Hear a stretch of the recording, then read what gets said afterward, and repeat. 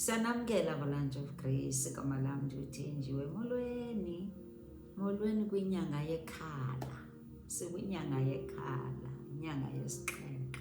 uYesu enathi usuka kude nathi, usuka kuJenywa kude kwalapha mzali. Siyabulela sonini nanini, mhlekazi omhle, siyabulela. Wele tshetshe yezulu, awozela ulali ugade thina.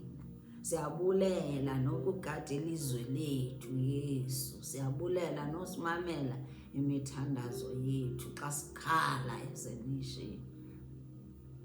Wasiva Yesu, thembekile.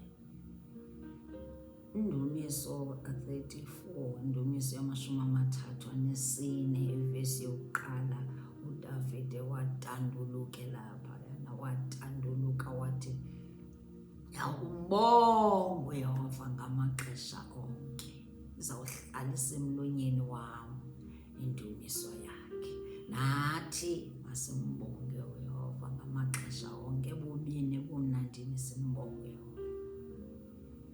Kuye kuphela ofanele simphakamise kwizinto ngezinto, unathi usithwele. Sikwinyanga entsha, sifumana umxholo omtsha. uYesu kakhona uyasithanda, usijongile, uyazibona iindawo ezifuna ulungiswa kuthi. Uthi kule nyanga masijonge ukuba singobani na xa sinaye, ingathi asizijonge kakuhle. Inkonzo le yokuzibona nokuzazi uba singobani naxa sinaye, ingathi noko siyayityeshela, siyijongela kanye phantsi, asiyinaki kakhulu. Eyoba xa ngoku sinoYesu izinto azifani, akufani naxa singenaye. The importance of your individuality, ukubaluleka, funeka sazi ukuba singobani na. Ubaluleka kuzazi ukuba wena ubani na xa unoYesu Kristu.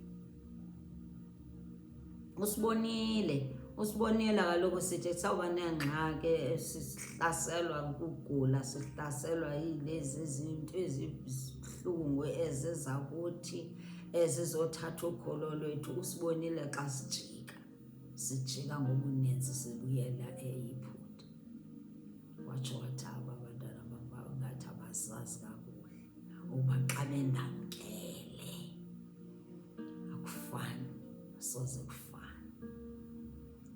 Basuka kukhuseleko lwam ndinguYesu, basuka kuthando lukaYesu, babuyele emva. Yiyo loo nto esinika lo mxholo wokuthi masibe aware, self-awareness. Funeka sizazi sizokuma, sizazi uba xa sinoYesu Kristu singobani na, sizizidalwa ezitsha. Andithi izinto ezidlulileyo sidlulile kuzo, sizisidalwa ezitsha, siyathandwa, siseluthandweni lukaYesu. Ngoba into enza into yokuthi asuke azofela thina luthando lwakhe. Masijonge sijonge ke ngoku ke sijonge ukuthi nje nangoku sazi ukuthi singabantwana bakhe. You are a child of God xa umamkela uYesu Kristu. Nantsi uJohn 3, makesifunde uYohane wesithathu. Sike siqale kuvesi yokuqala, sive kakuhle ukuba sivela phi na. Ivela phi na le self-awareness. uNicodemus ufundiswa nguYesu, namhlanje ufundisa mna nawe.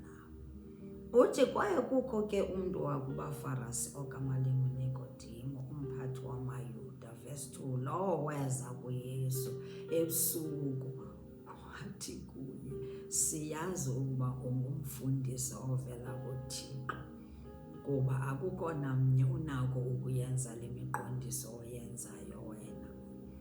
Siyazi ukuba uThixo unawe." Waphendula uYesu, verse 3, Phendula uYesu wathi kuye, inene inene ndithi kuwe, ukuba akathanga umntu azalwe ngokutsha akanabubona ubukumkani bukaThixo. Kubalulekile ukuba sizalwe ngokutsha, simamkele uYesu Kristu ukwenzela into ukuthi sizoba ngabantwana bakhe. Ithi Romans 10:9 ithi masivume ngemilomo ukuba uYesu uyinkosi. Ithi senze njani? Sivume ngemilomo uba uYesu uyinkosi. Sithini? Sikholwe ngenhliziyo ukuba uThixo wamvusa kwabafileyo. Ithi xa senza njalo sosindiswa. Ithi sizenza njani? Sizawusindiswa xa sinjalo. Iphinde ndiyithande uYohane wokuqala ivesi 12. Ithi kodwa bonke abamamkelayo bazinikele kuye ngokupheleleyo, wobanika igunya lokuba babe ngabantwana bakaThixo. Igunya silifumana njani?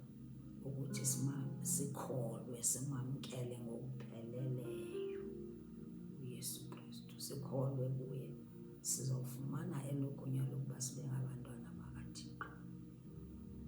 Balulekile ke leyo ke ukuthi uzazi ukuthi njena xa umamkele ungumntanakhe, noba kuzeyiphi imvula, noba kuzesiphi isikhukhula, noba kuzeyiphi imililo, umntana kabani? Umntana kaYesu.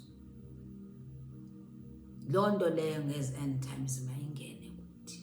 Kuzofuneka ukuthi uyozifunela idayari nje or i-exercise nje, ukuzibhale kule nyanga, uzibhale, uzijongisise, sizijonge sizazi uba singobani na xa sinoYesu, xa sizizidalwa ezitsha.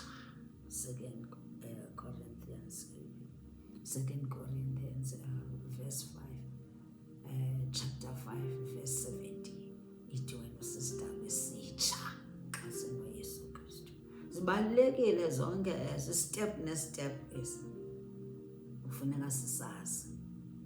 Faka igama lakho pha. Inintsi into eza kunika amandla kwindlela yakho yokholo. Inintsi into eza kunika amandla kwindlela yakho yokholo. Into yokuthi njena uyalazi igama lakho. Oh, hallelujah. Uyawazi uYesu magama wethu. Isaiah 43 verse 1. Isaiah 43 verse 1 yatsho ukuthi njena singabantwana bakho, uyasazi namagama wethu. Yiyo le nto nezithembiso ezithi xa sidlula imililo uzabe hamba nathi, xa sidlula imilambo ayizusityelisela, nemililo ayizusirhawula, ngoba sizabe sihamba naye. Balulekile loo nto. Ngabuyele emva engathi wedwa, ngathi uYesu akekho. Unamandla uYesu, lunamandla ukholo lwakho xa ukholelwa kuYesu Kristu. Ngoba uzawudibana nazo iimvila azithutha, naye wadibana nazo, kodwa watsho wathi I have overcome the world. Hlulile umnilizwe. Endithetha ntoni? Ukuthi nawe ungumhluli.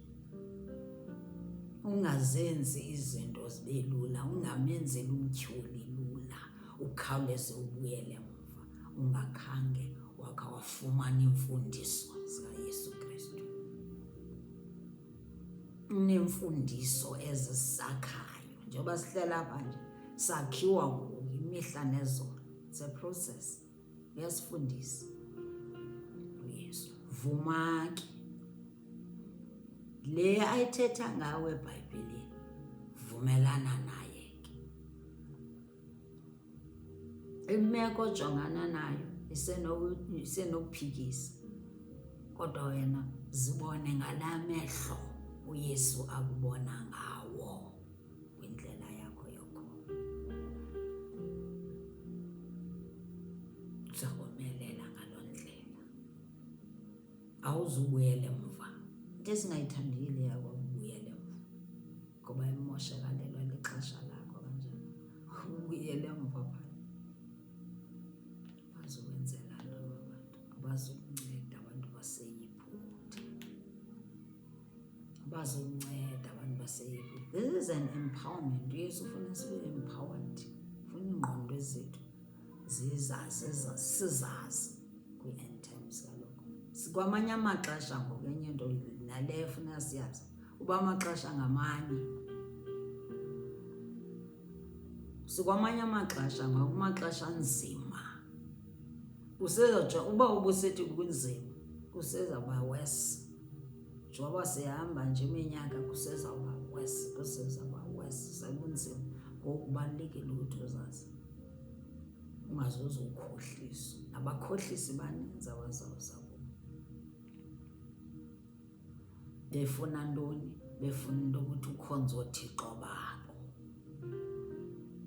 So mawungabi lola nje wena ukuthi mawuthengeke nje usuke kuYesu Kristu, wamba ukhohlisa.